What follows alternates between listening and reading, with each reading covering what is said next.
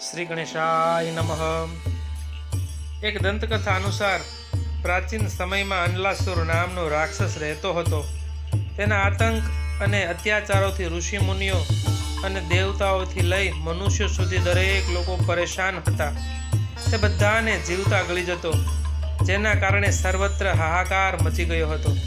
આવી સ્થિતિમાં બધા દેવતાઓ ભગવાન શિવ પાસે પહોંચ્યા અને તેમણે રાક્ષસના અત્યાચાર વિશે જણાવ્યું। તેણે ભગવાનને આ રાક્ષસનો નાશ કરવા પ્રાર્થના કરી। ભગવાન શિવે કહ્યું કે માત્ર ભગવાન ગણેશ જ રાક્ષસ અનલાસુરનો નાશ કરી શકે છે। આ પછી બધા દેવતાઓએ મળીને ભગવાન ગણેશને પ્રાર્થના કરી અને રાક્ષસના નાશ માટે વિનંતી કરી। ત્યારે ભગવાન ગણેશ રાક્ષસ પાસે પહોંચ્યા અને તેને ગળી ગયા।